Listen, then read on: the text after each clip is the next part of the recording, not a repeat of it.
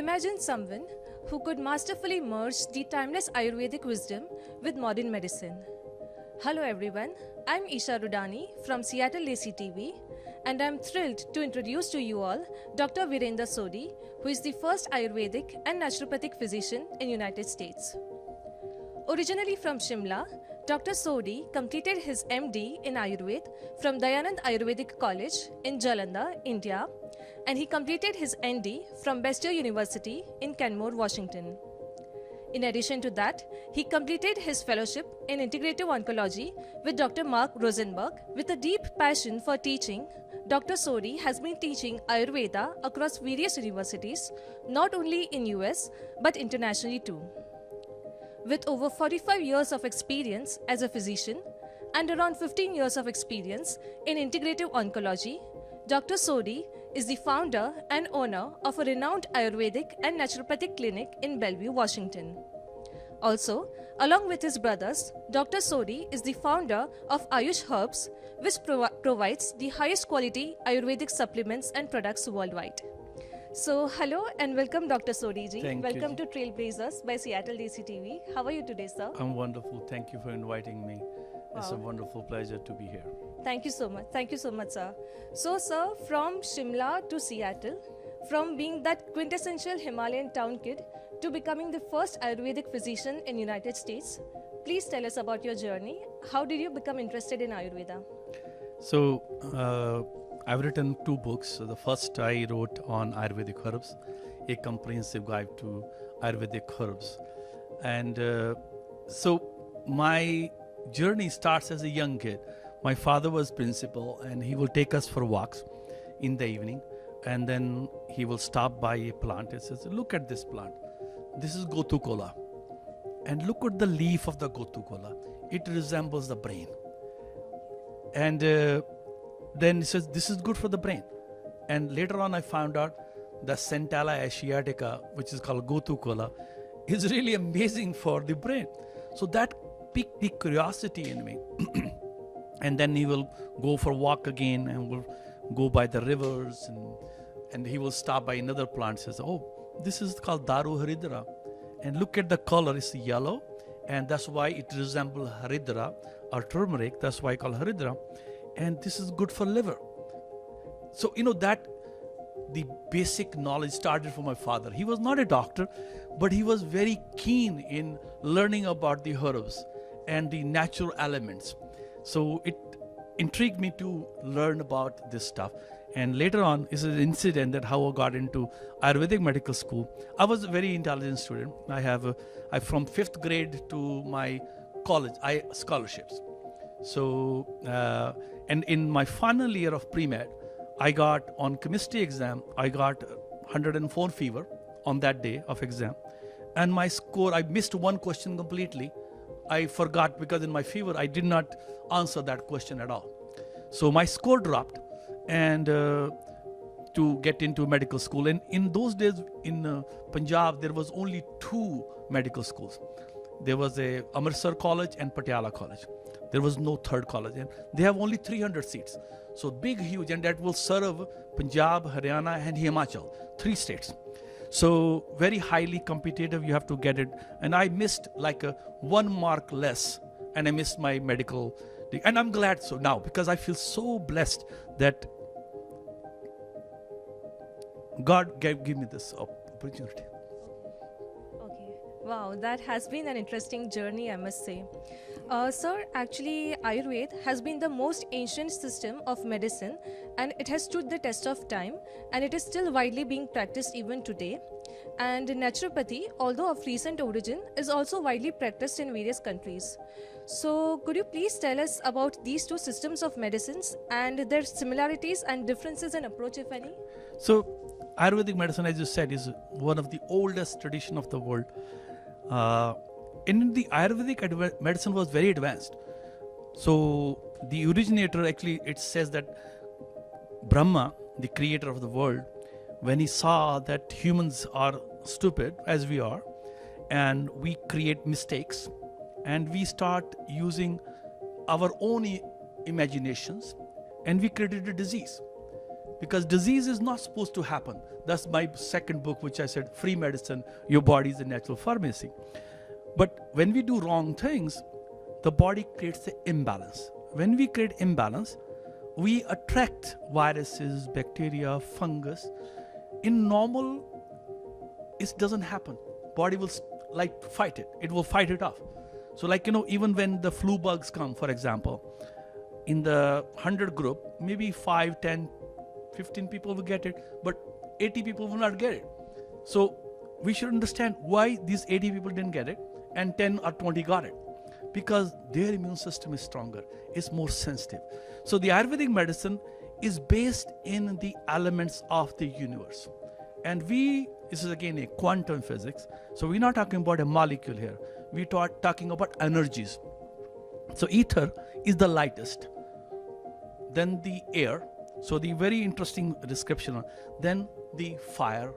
Then the water and earth.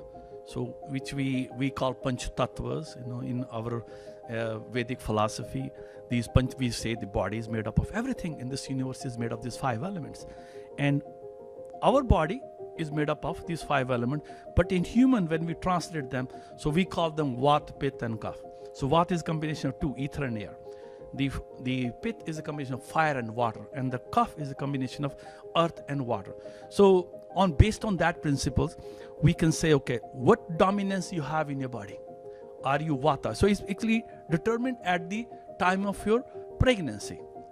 So when your father can be of a different trait, he can have a combination or different trait, mother, and then the environment. Like I born and raised in Himachal Pradesh. So I climb mountains like a mountain goat. My wife, born and raised in Punjab, flat. So she has a very hard time climbing the mountain. But that's natural to me. So you might have heard about the Sherpas in Nepal. I don't know if you know that Sherpa can climb Mount Everest without oxygen cylinder. Yeah. So what happened, they lived at that area so long and they developed a specialized enzyme in the system which catches onto the oxygen and it doesn't let that go. So they can utilize that oxygen again and again. Whereas us living on this level, we have to carry oxygen cylinder. So the mother nature is amazing. So the Ayurvedic medicine is really learning what the mother nature does naturally. And then trying to mimic that principles creates a health or disease.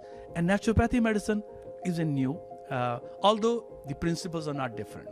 So all the based in the how we behave, how we eat, what kind of deficiencies we get, very common in Indian population, they're anemic. Majority of them are vegetarian. So that's the one part. But second, again, I will tell you an interesting story about that anemia and not present in Indian population previously. This is interesting. So, but then, if you are eating very heavy animal protein, that's also a problem too. So balance is the key. So just I told you about the story. So Britishers brought the Indians from Punjab especially to Canada to use them as a lumber labor. And because Punjabis were long and short, big, strong farmers, so they needed for very strong labor to come into that country. And when these labor come in, for 1 year, they were doing great. And after 1 year, they started to be fatigued. And what happened is now their government says, what's going on? Scratching their head. They start doing investigation. They found out they are deficient in B12. And they said, God, that's when they came here, they were fine. So maybe their food habits changed. So check, they're still eating dal, bhat, roti, vegetables, which they ate previously. And then they said, okay, one scientist said, okay, let's go back to India where they're eating and say, there is some change in the food habits. No, food is the same. They're again scratching their head, what's going on? And they start analyzing the food. When they analyze the food, and you'll laugh at this one. What they found out that the Indian food has a lot more bugs in it. The atta has a ghun in it. The rice has a ghun in it. Dal has a ghun in it. And that ghun was the richest source of B12. So they were eating up to 10%. So now they came to Canada everything separate, pesticide, insecticide. So those bugs are out of the food. So again, coming back to the Mother Nature principle, when we try to interfere with the Mother Nature principles, we're gonna get something. Wow, that is very interesting.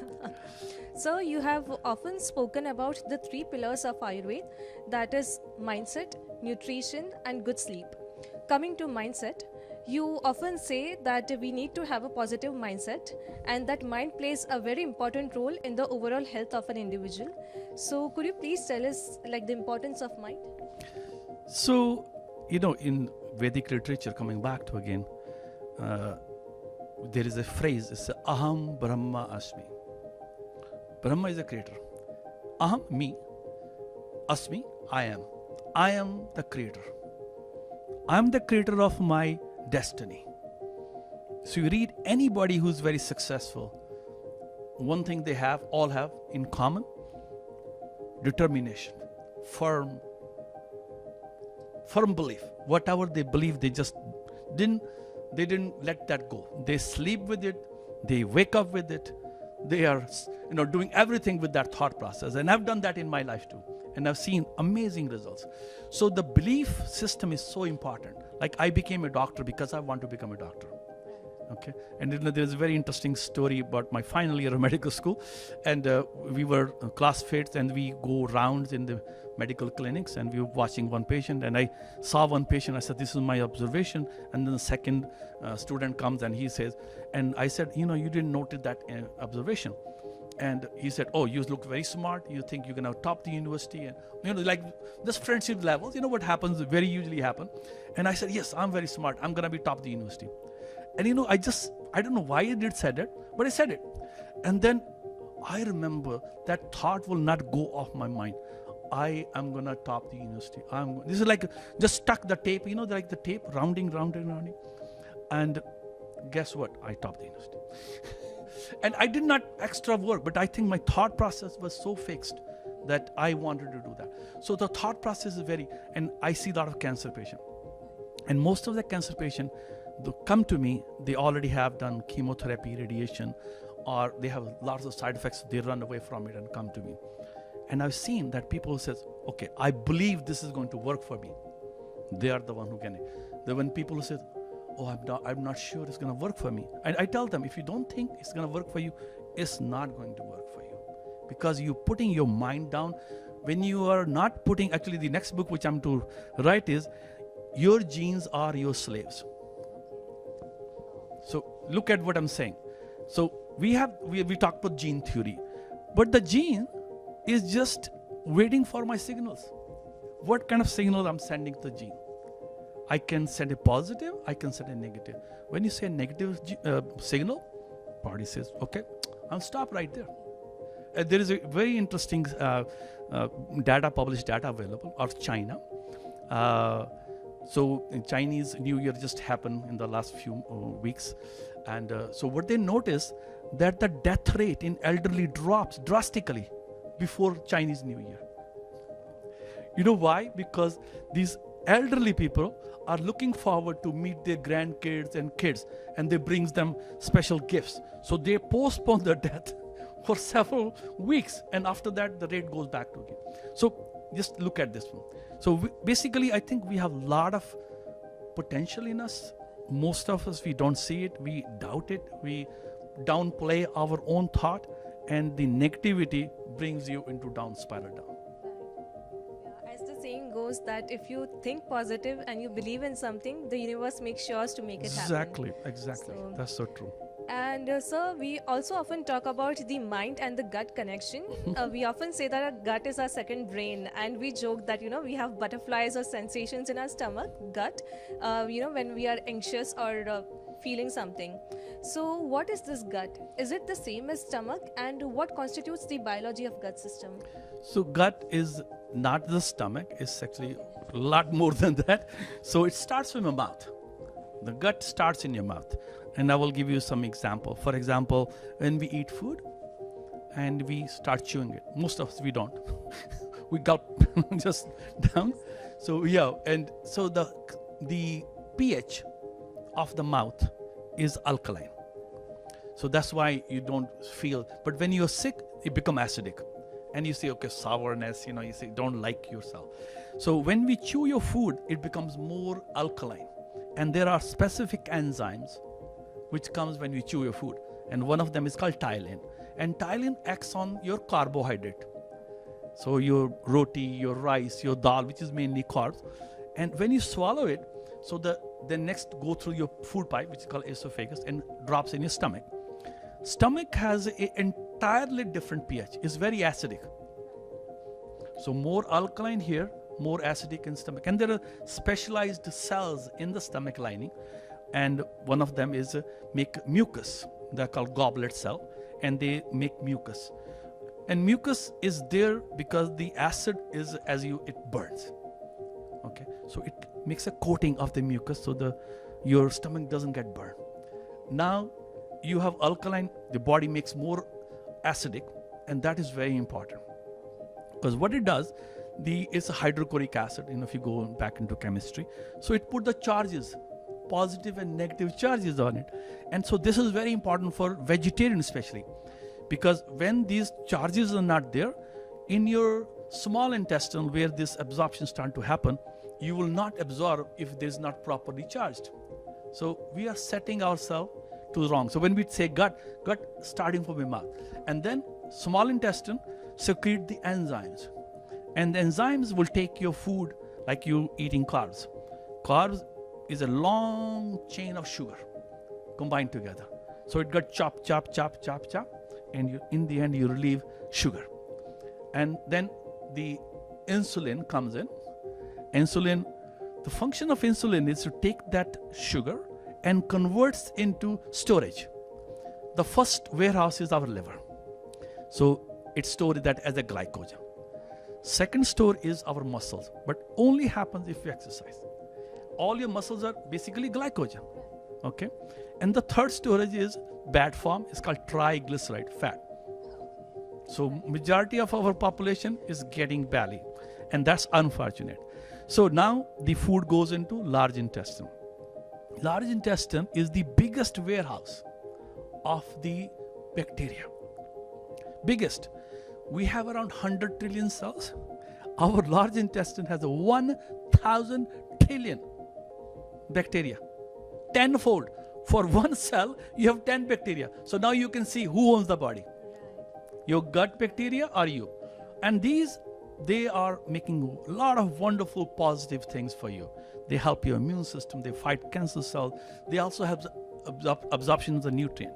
And when you think, we talk about the gut and brain connection, all the neurotransmitters are made in your gut by 90% of them. So that's why they say the gut is the second brain.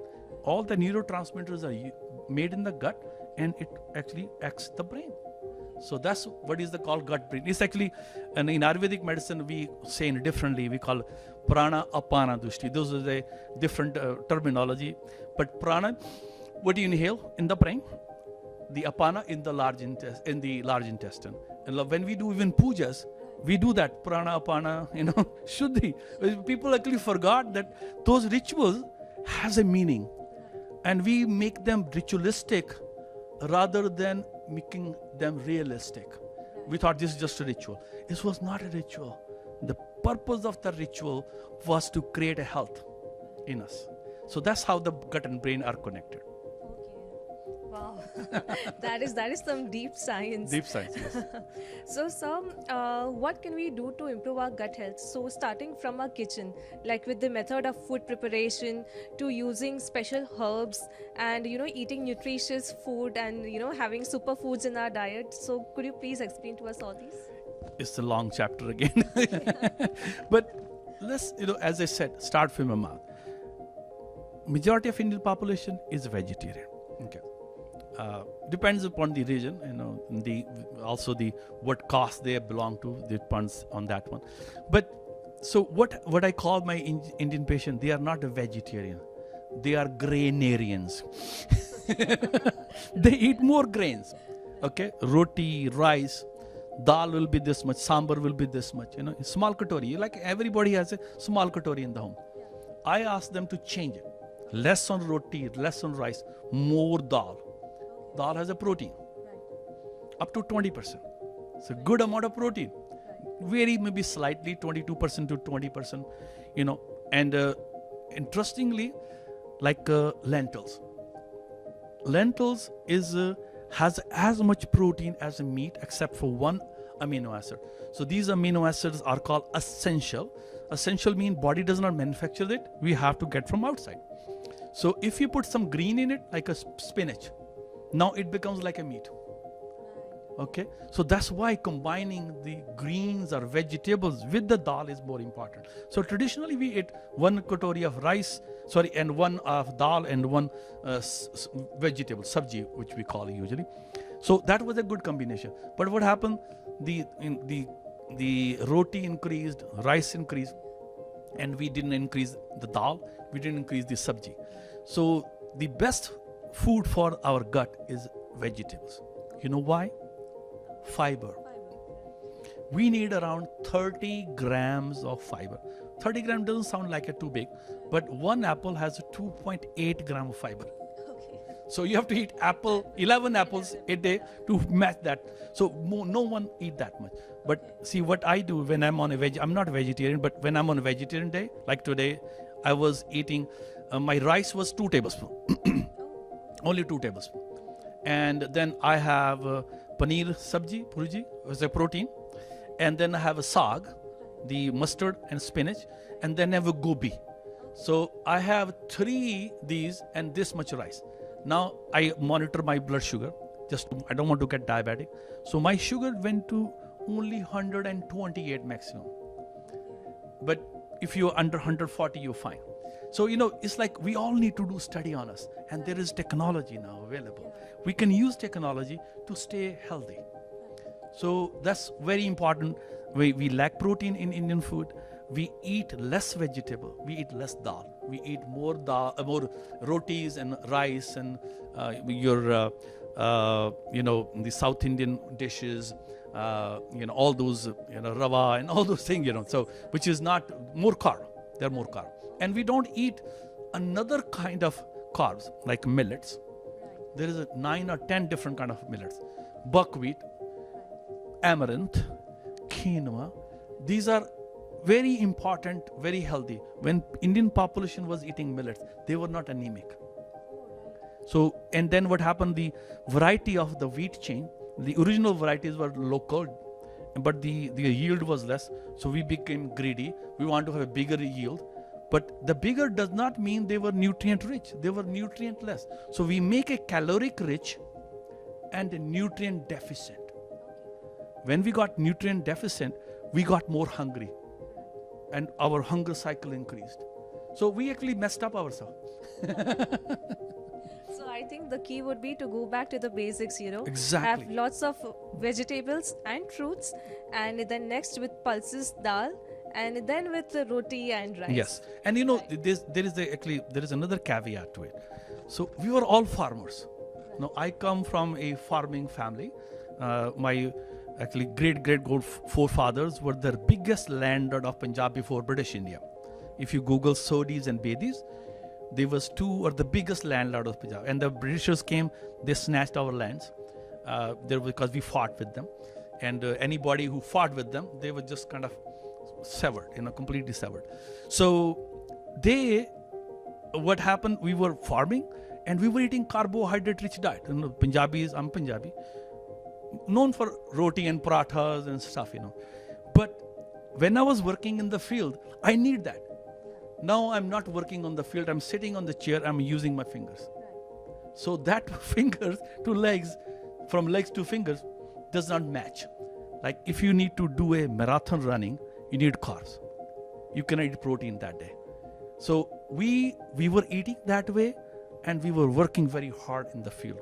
And that was perfectly. People were leaner, thinner. Now look at all our population. We just going wrong way. And this is my life's purpose, to teach people how to stay healthy. And I want to be a practical myself. I want to be a good example and teach my patients and my general public. Health is inherent. We just need to provide the right kind of nutrition. The nutrition comes from your thought, breathing, free. Okay, that's my free medicine again. Exercise, free. Good sleep, good gut laugh. When you have a good gut laugh, your immune system goes up. There's a studies on it. You know, you might have heard about the laughing gum starting in Bombay by another doctor. And when you laugh, even fake, you stimulate same kind of endorphins and hormones which you really do when you really laugh, you know. And there is a studies done on it. When people laugh, and they sometimes when you get overwhelmed, you know, you tears comes in your eyes. And when you sad, also tear comes in your. The composition of those laughing tears and the sad tears are very different. There are different chemical release in it. So that's why I think it's so important for us to be more pleasant, more calmer, more happier. Life is short, you know, we just all die. Everybody is every day losing one day. That's a very harsh truth. Exactly. But truth is bitter but real truth. Yes. So, sir, we covered mindset, we covered nutrition. Now, coming to sleep. In today's day and age, we have taken sleep for granted, and many people are working in graveyard shifts, because of which we have become prone to diseases like high blood pressure, hypertension, diabetes, and even cancer. Yes. So, sir, could you please tell us the importance of good sleep, and a good sleep can impact our health? So, could you please tell us? Yeah. So I think you brought up a very wonderful question. We are, unfortunately, the most sleep deprived in the whole world, in USA, and India is catching up because money making machines we're becoming. But it has a negative effect to it. I just saw one young student, actually engineering student, 20 years old, and he's taking masters and together, his bachelor's and masters together. So he's saying that he's around gets only 4 or 5 hours of sleep. And I said, you're going to burn your candle at both ends. It's going to be bad for you. So, again, the sleep is a natural phenomenon in us. Every living organism sleep. Okay. And sleep cycle, depending upon the species, it's attached to the sun and the moon cycle.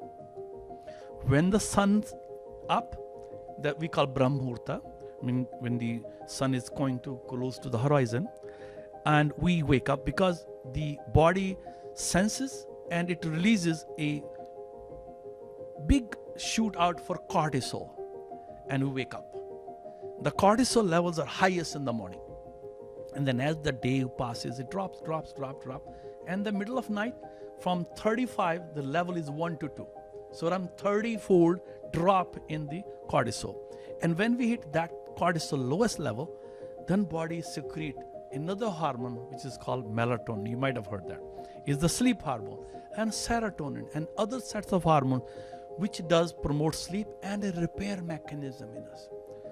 If you're sleeping in the daytime, you don't get that cycle because you're missing the sun and the moon cycle. So when I tell my patient, go to bed by 10 o'clock, wake up by 5 to 6 o'clock, that's perfectly. We all need to get around 7 to 8 hours of sleep.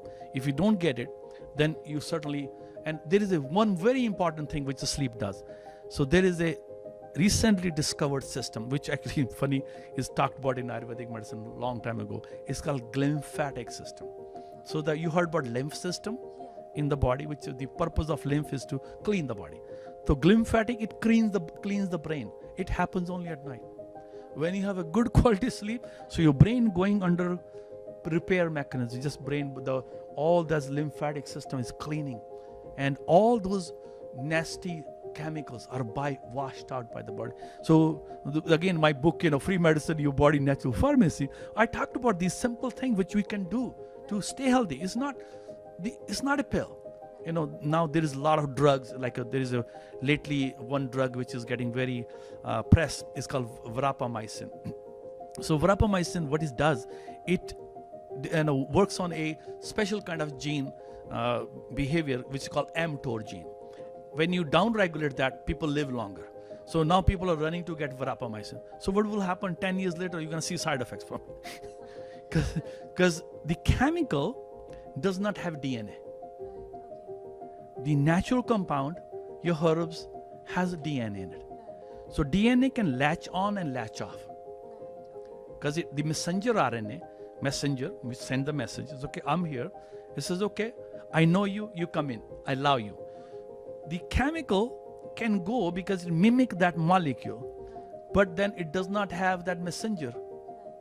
So it cannot know how to latch off. So that's why we see a lot of side effects with the chemical medicine, whereas the herbal medicine, very limited, unless you use toxic herbs, then there's a. So the toxicity with herbs, that's why is so less. And the dependency. We have been using Ayurvedic herbs millions of years, I believe, and this allopathic medicine, very short history, but the antibiotics which we use in 40s and 50s and 60s, now they are obsolete. And the antibiotic which we're using today, they're becoming resistant.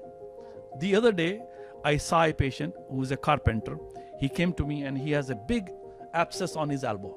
And it was staph infection. And he was so afraid because he has seen in the past that he got, and he said, oh my God, I need an antibiotic. I said, you don't need antibiotic, wait. I gave him a special preparation of the turmeric. I said, take it every hour. Send me a picture in the evening. See how you're doing. At the end of the day, he said, I'm not worse. I'm not better, but doing better. He said that way, So it's like, my pain level is slightly less. And his pain in half an hour increased from 1 level to 10. So he was so afraid. Next morning, I send him a text again. Say, okay, send me the next morning what you're doing. Next morning, he says, I'm feeling better. So instead of giving antibiotic, I give him anti-inflammatory, which is completely opposite of the thought process. What I was trying to do is, okay, let's calm down the fire, which is triggering this inflammation, and let the body take on. Now this is the 3rd or 4th day.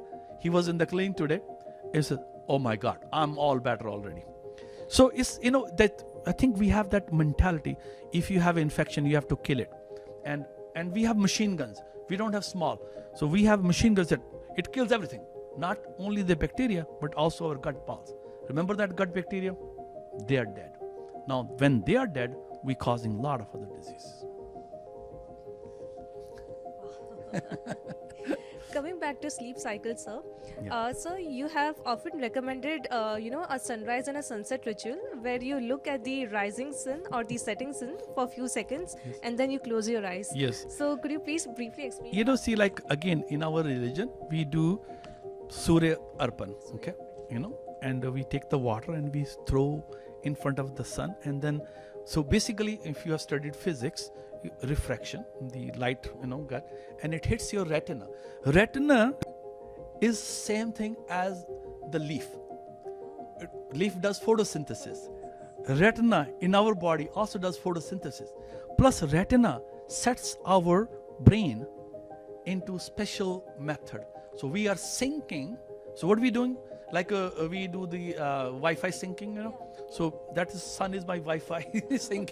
So I do syncing with it. So now I can do my day work, and at night it goes back. So this ritual I do when I travel internationally and lecturing, and a lot of these, why are you so fresh? How come you just travel 14 hours, 15 hours, and you're looking fresh? So wherever I go, first thing I do when I get my luggage out, I look at the sun. I open, close, open, close. I'm resetting myself to that orientation, that place, because it's different. And then when I wake up in the morning, I do the same thing. So my body is reset again. So this ritual is very important because the sunrise has a different energy, sunset has a different energy, So we, when we look at that one, we are resetting the retina. Retina resets our brain to that orientation. And also you are getting very good sleep. So what happened, with the sun, like unfortunately doctors told the patients, don't go out in the sun, you get skin cancer. So my biggest question for that is, to the whole medical community, if sun was the cause of skin cancer, these all animals and birds should die by this time. Think about it. Just, true. This is like they're not wearing any sunscreens, Definitely not. and they are just surviving. It's not the sun which is causing skin cancer. It is our food. Our food is so oxidized. So when you eat that food, body, the sun radiation, will cause oxidation, and that causes the skin cancer. It's not the sun. You're like, I grew up in Himachal Pradesh. Sun was the favorite routine. We will, when the sun will come, especially even in the spring, because at certain places get cold all the time. We'll go and just like bathe, the sunbathing.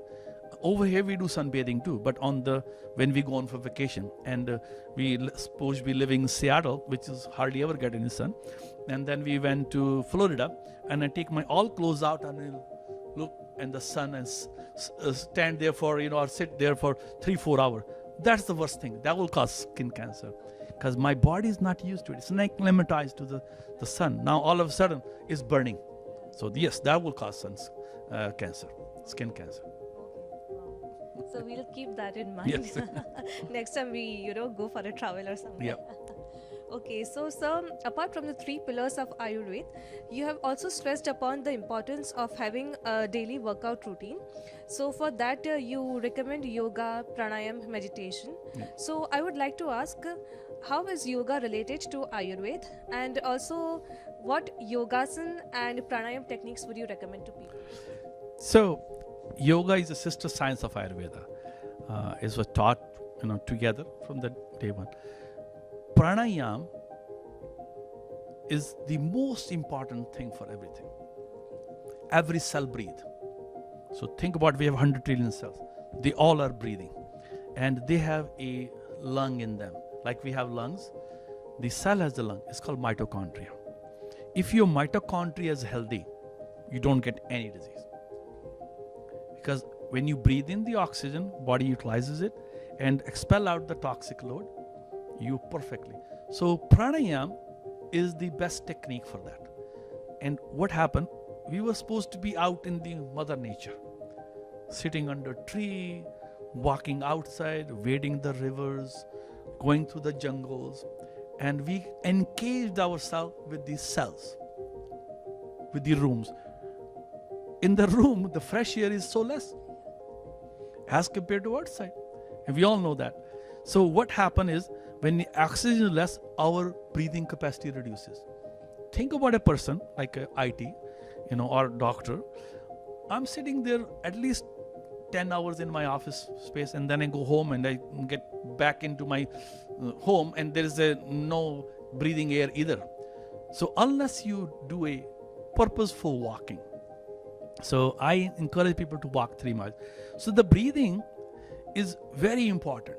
And when people don't breathe, we call 911, isn't it? So the breathing is the basis of our life. That's why we call pranayam, The yam is exercise. You exercise the prana. And you need to set up a routine. It's like you program yourself. When you program yourself, you learn that automatically. So if you do breathing morning, breathing evening, and there are so many techniques, but simple technique. And so when we breathe, we trigger the nervous system. And there is one nervous system which is called autonomic nervous system, which is self-control. We don't control it. And then there's the sympathetic system. So when we are breathing, we are triggering the autonomic nervous system. So the best technique is you breathe with your belly. When you breathe in, your belly should come out, see how I do it. And then you hold and let your body consume this oxygen as much as you can. That's actually the definition of pranayama. And then when you start to feel a little irritable, let it go. And your belly go in. So when you do this way, you are triggering autonomic nervous system. Autonomic nervous system controls your breathing, controls your heart rate, controls your circulation, controls your digestion, controls detoxification, controls everything. So when you are on autopilot, you are most safe. When you are trying to impose on it, we get into trouble. Wow, I'll keep that in mind Yes. when I do my... So morning and evening, Right. spend Morning, 10-15 minutes. We all can afford. I see very difficult patient, and the cancer patient, and I even cry with my patient because when a patient comes to you and has breast cancer, and breast cancer is so bad that she is putrefying, and it gives me tears in my eyes just seeing the pain this person is suffering from. And then we do breathing together. We set the energy in the right direction, and that helps patient tremendously. I think Bhastrika and Anulom Vilom are two pranayam techniques that can help us in our daily routine and in our life. Yeah, so the Anulom Vilom is the alternate nostril breathing, and so you're balancing your nadis. And when you balance, again, same thing, autonomic nervous system. When you do that, you are amazing. Bhastrika is a faster breathing to make your metabolism stronger. The more, most of us, we can use that more because we eat too many calories without digesting it. So, speaking of cancer, it's very sad and unfortunate to see that in today's world we are seeing an increase in such lifestyle diseases like cancer, diabetes, heart attacks, etc. So, could you please tell us how Ayurveda can help the patients in preventing, curing, and controlling these diseases? So, unfortunately, cancer is becoming number one disease right now. It's surpassing heart disease. Heart disease is the number one killer right now. 43% people die with heart attack. And one of these days we'll do the statin stuff and what has no effect on the heart attacks at all. So cancer is surpassing in 43%. So you can see, I think they said that in a couple of years it'll be the number one killer, which is a sad statistics. So Ayurvedic medicine is a preventive medicine. We call it Swastha Vritta. Swastha means health, Vritta means circle. So you create a circle of health. Health is not going to come to you, it's not going to walk to you. You have to walk to the health. And you create a circle of health, which is again thought process, positive, thankfulness, gratitude, breathing, exercise, good nutrition. Eat what Mother Nature gives to us. So all those wonderful health food store packaging, garbage. All the bhujias, garbage. All the chakris, garbage. Sorry to say that. You're not getting nutrition with it. You're not getting carrots, yes. Apples, yes. Blueberries, yes. Good roti from freshly ground flour, yes. Whole rice with the whole skin on them, the older style. Now all the rice is dehusked. All the vitamins and fiber is in the skin. We're not getting. Do you know that the rice has the highest amount of vitamin E? Yeah, see, the skin has it. Skin has it. So when we remove the skin, zero vitamin E. Vitamin E is so good for the skin, like girls put on their face, but it's also good for the heart and good for the brain. It's amazing. It's a fat soluble vitamin. So we have done to ourselves. So we need to eat the real food that provides us the health, not any packaged food. So one of my biggest suggestions, that eat what Mother Nature makes. Mother Nature is very intelligent.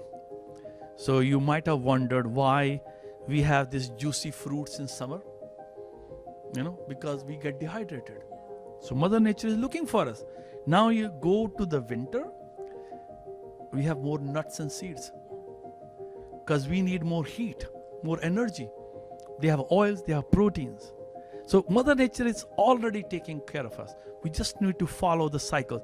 And there is another philosophy of mine, like now coming to America, even all over the world, even India, they're growing the vegetables and fruits out of sync, not growing in natural season.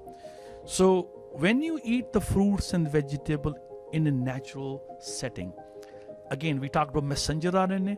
So that vegetable has that specific messaging system which make our system ready for that weather.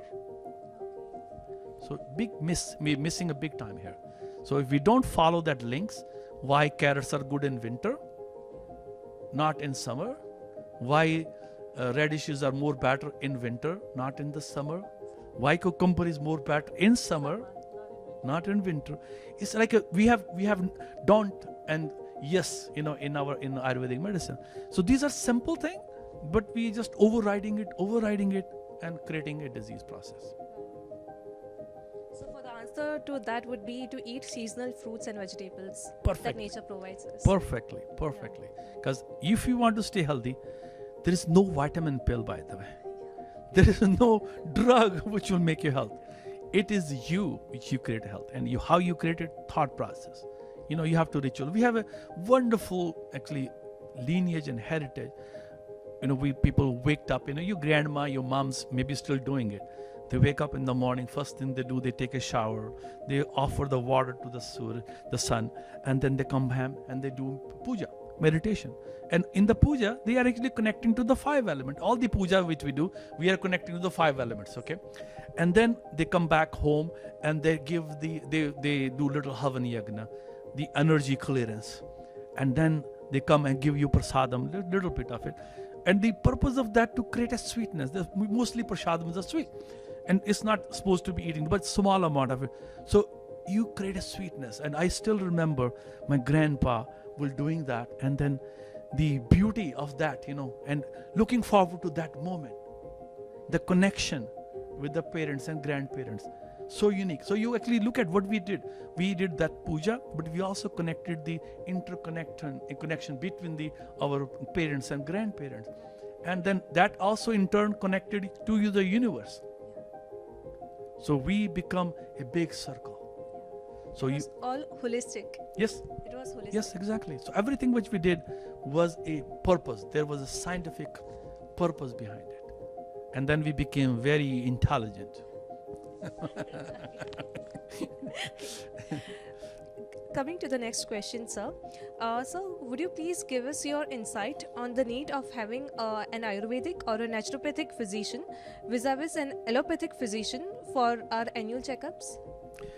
Yeah, there is a big difference. Right. I'm not trying to put my other allopathic colleagues down. They do amazing. They're very wonderful training, by the way. They go for 4 years of medical, very rigorous medical school, and then they do specializations. And some specialization, everyone has to go for 3 years, and then some can be up to 7 years, depending upon what specialty you do. So they are very rigorously trained. But what happens when they come out of the school? They are guided by the pharmaceuticals. So they forget the natural physiology and how the body functions. They are get overridden by the pharmaceutical drugs. So if you have a headache, take a painkiller. You have a tummy ache, there's another pill. If you have blood pressure, there is a pill. If you have hormone thing, there is a pill. There is a UTI, you have a pill. Without looking at the cause of it. So that is the biggest problem with that system. Okay, they're not looking at the root cause of it. They're trying to suppress that. So when a person comes to Ayurvedic or naturopathic physician, they're looking at what causing it. Like, just to give you an example, I see several girls who get UTIs, urinary tract infection, very painful process, and happens more often. And I've seen patient who has been given antibiotic for the last 15 years. And now they are resistant to all the antibiotic. They're not functioning. Then they come to us. And so the bladder infection is not in the bladder basically. Their gut is leaking. The infection is traveling from the gut to the bladder, causing. If you don't fix the gut, you can never fix the bladder. So if you don't understand that connection, you are just missing the boat. And you're taking all those sulfa drugs, all those K-flex, not any benefits, because it will go and then come back, go and come back. So that is the difference between we are looking at what is abnormal. For example, heart disease, still standard of care. You check your cholesterol and you say, oh, you have high cholesterol. Let's put you on statin drug. Now, the sad story is the statin has not made a big dent. So statins has been out since 1978. Okay, so look at many years. Okay, and now if the statin was the reducing cause of heart attack, we should see a big dent, because we have sold $1 trillion worth of statin in the world. It should be dropped 5, 10, 20, 30%. Zero, no drop, 43% still. So there was a paper published in 2023. So they did a meta-analysis. So meta-analysis are done by usually PhD student. So they look at all the published data, and they found out if you take statin drugs all your life, you get 1 day extra with the 0.08% reduction in heart attack, 0.08. 1.4% reduction in stroke. So this is why they give, oh, you can take statin because drop your heart attack. Wrong. You're not doing, it's not showing that result. So I'm not saying that you should stop your statin today, but now if you do, eat good healthy diet. What is healthy diet? You eat more vegetables, you eat more nuts and seeds, you eat oils which are healthy, your cholesterol will drop in 2 weeks. That's the free. You don't have to take anything. And there are herbs which can do that too. But I don't believe that cholesterol is the story after heart attack. It is a lot more different. So when patients come to me, they have a family history of heart disease. So what I do is, okay, let me check your lipids, okay, of course. But also I will check your vitamin D. I will check your C-reactive protein, which is an inflammation marker. If you have a elevated C-reactive protein, you have a 60% chance of getting heart attack. So there is another genetic component which is called lipoprotein A, small a. If you have an elevated level, you have a 60% chance of getting heart attack. Nobody's checking those things. Okay. Then there is another protein, the fat, which is called apolipo B, which is a small molecule of the fat. And if you have the elevated, that causes more heart attack. Nobody's checking that one. So we're not looking at a holistic approach. There are tests which is called calcium scoring. It's a CAT scan of the heart. You can check it out. And I think every Indian should get it by the age of 40 because we have the highest amount of heart attack in the world. Indians are more prone to heart disease than even Americans. Okay. So we should all get it. And basically, this is a CAT scan and you say how much calcium you have deposited on the arteries. If you have high deposition, you more chances of getting heart attack. And there is more to the picture, like especially vegetarian, they have low B12. So there is another molecule which we can measure. It's called homocysteine. So when you have an elevated level of homocysteine, you have more inflammation and you get more heart attack. And it can be easily offset by giving B12 and folic acid. So there are things which can be done to balance it out. So that is the difference. You're looking at the whole picture or you're looking at a very tunnel vision picture. And also, sir, we would like to know your thoughts on doing preventative testing like, pap smear, mammograms, colonoscopy, PSA testing, especially for people who have reached a certain age. So what are your thoughts on that? So, there is again published data on that one too. It's not me. And so mammography is a standard of care again, but has not shown. Is a 30% false positive, 30% failure. The European study and the Canadian study, which is our just neighbors here, and the 10-year-long study didn't show any benefit. Still a standard of care. I rather use MRI. There is a specific form of ultrasound. Why I want to use MRI or ultrasound? Because it's no radiation in it. And there is a special ultrasounds which is used now, one is called Sinosine, and there's another one which they have the breast in the water and then they do. That's more accurate, but it's not a standard of care yet. So why I want to use it? Because it's a little more accurate.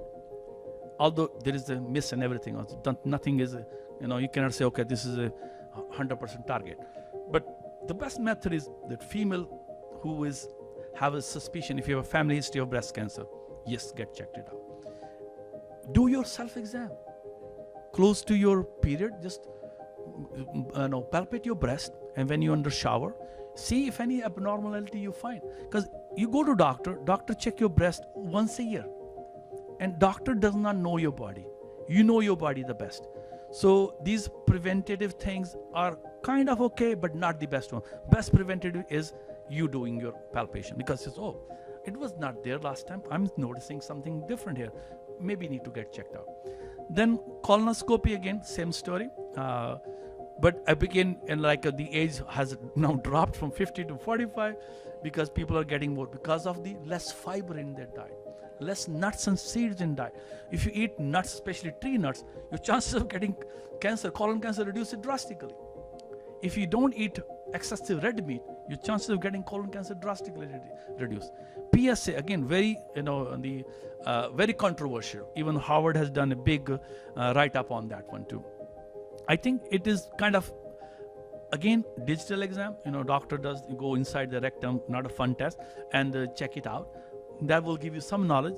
PSA can be, but may not be. And so again, I think there is MRI, which is not done very usually. Most of the insurance company has fits when they say MRI. That can tell you a little more better. I am not in favor of doing CAT scan, because CAT scan is 5,000 X-ray worth of radiation.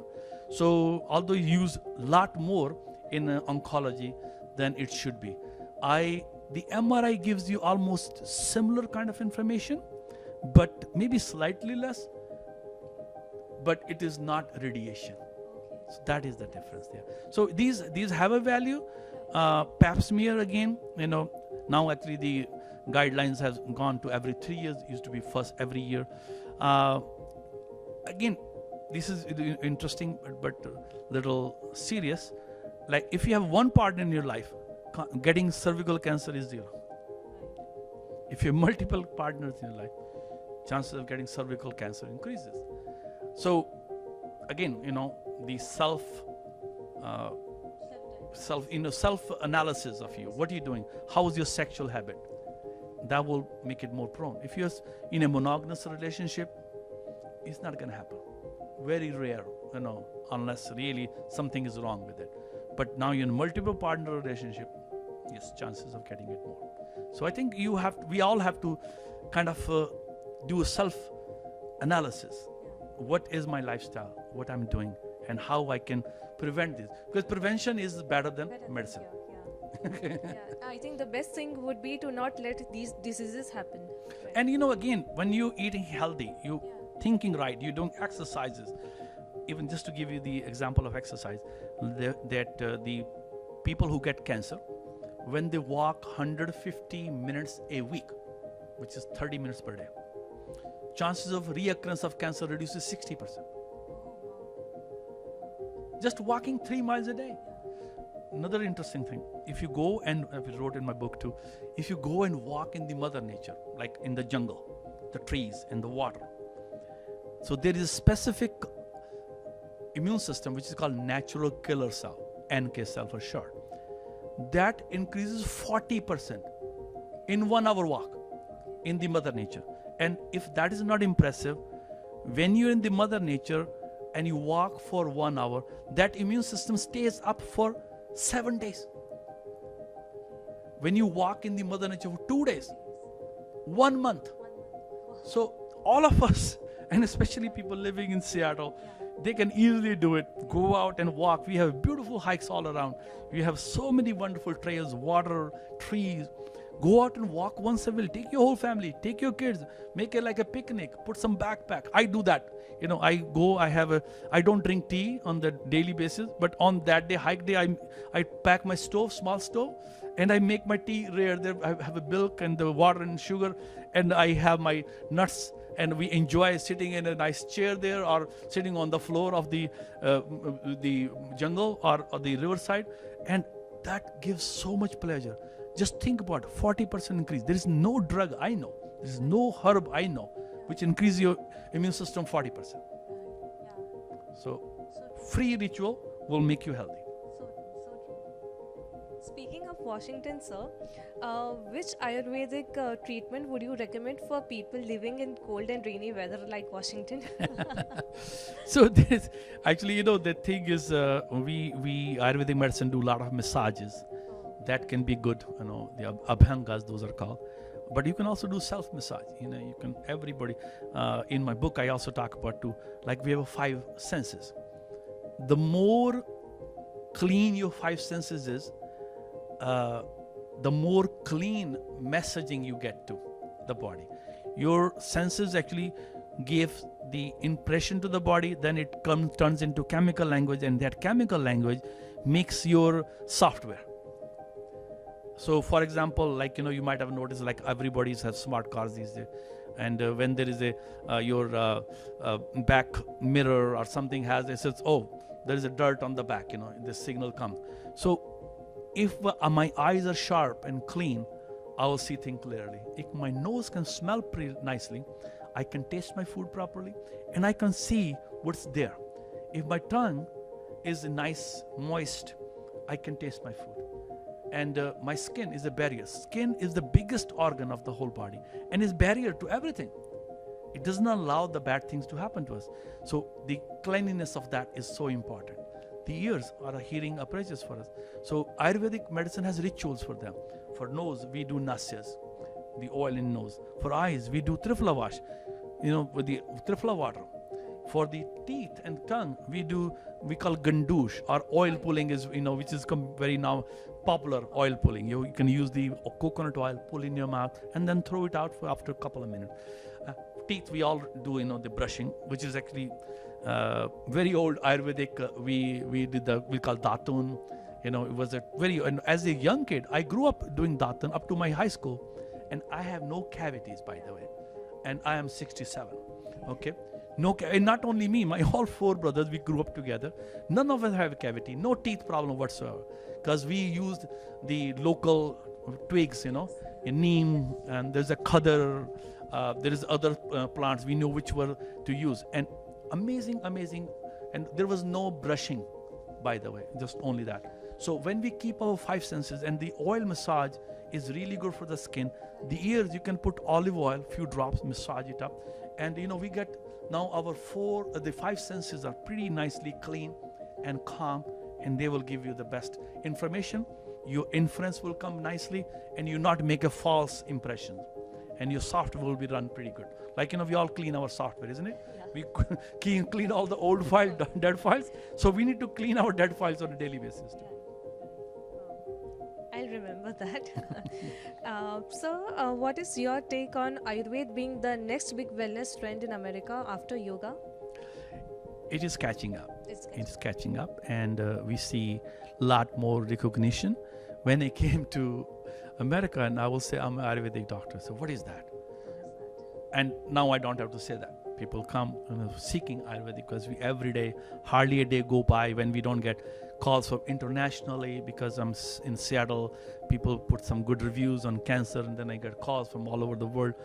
And so it is becoming, very important part of, and the best part of Ayurvedic medicine is prevention.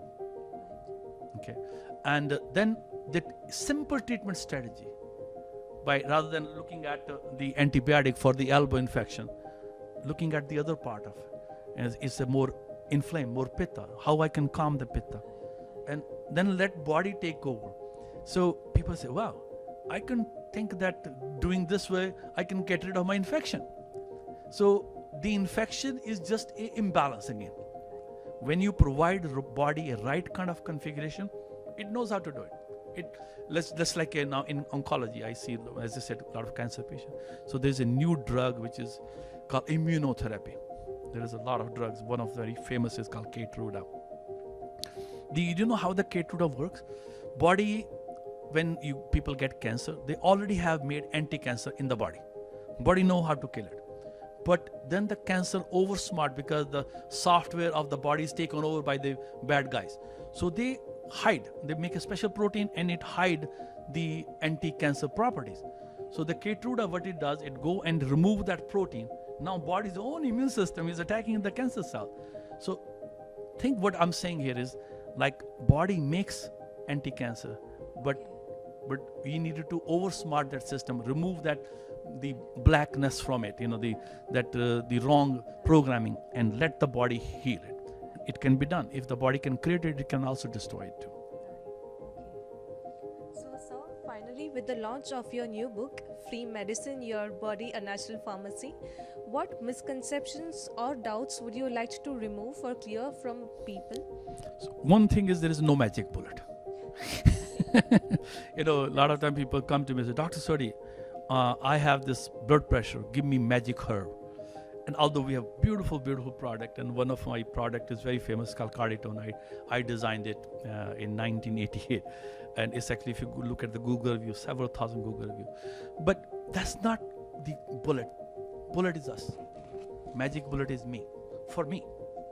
I cannot fix my wife. I cannot fix my child. I cannot fix my parents. I can do it for myself. So again, following simple rules, meditation, walking. I walk every day. My staff knows it's rain, sunshine, snow. I have a coat, I have a raincoat. Me and my wife walking. And we have, since we are in Seattle, we walk every day. There may be hardly any day go by when I'm too busy and my schedule doesn't allow. But I walk every day. Simple, very easy. When I'm walking, my 500 muscles in the body getting exercise. And walking is way better than running. Because when you run, your knees goes off, your hips goes off after a certain age. Up to 30 you can run. 40 is going to be iffy. 50 you got hip replacement or knee replacement. I don't want to do that. Then, calm down, do meditation. Be thankful. So simple to be thankful. You can thank the universe that they're giving me this experience of life. And actually we have a saying that Manush de Durlabh, that we get this human body, and we consider that we are the most luckiest on this worldly earth, because we have a thinking process which can reach to a level where we can unite with the whatever you want to call it, and so be thankful for that, and then be kind to yourself and if you're not kind to yourself, you cannot be kind to others. And then eat what is Mother Nature given to us, and be very understanding of others. Sometimes people can be angry. Rather than sending anger back, maybe give them a smile. Like, if you look at a smile, like you can be angry, the most angriest you can, and his child goes by and he's smiling, and you look at his face and say, oh my God. It's like it lifts up the whole day. Your whole tension of that anger just dissipates. And interestingly, biochemically, when you're angry, your C-reactive protein goes up, which is inflammation. Your homocysteine goes up. This is all documented data. So you don't want to do that. You're angry, your inflammation goes up in the body. Okay? And you can be just nicely calm, laughing, be thankful to your partner. I'm so thankful to my wife. I wrote in my book. So wonderful to have a wonderful partner. And to my kids, they are very well established, very successful. My grandkids, and to all my family, all the worldly family, and my plants, my water, the air I breathe in, I'm thankful for that. And when you create that kind of attitude, you're going to be healthy. And when you complain about everything, my God, somebody is not moving faster, or when we put one finger towards others, 3 fingers are pointing at you. So I think stop complaining and start living, and as you know, the life is short. We don't have a long span here. Every day we're minusing 1 day from our life, and try to get the best of it. And that is simple.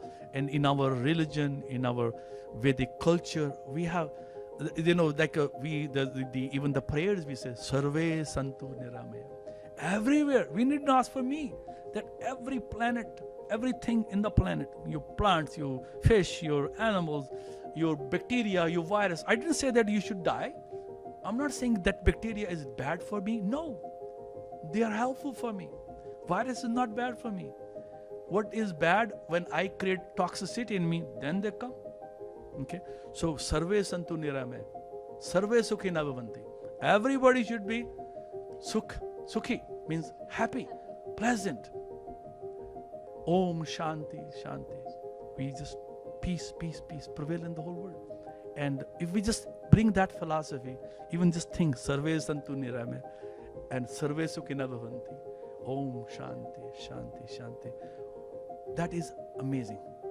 And I'm thankful to my ancestors in giving us that wisdom. Wow. Amazing. And that's such a beautiful way to end our podcast, actually, sir. So any final thoughts that you'd like to give us to our audience? Any final piece of advice? What are any thoughts? So, being a doctor, I say that in Washington State, you're not going to get vitamin D. Yeah. No matter what you do. So take 5,000 vitamin D IU.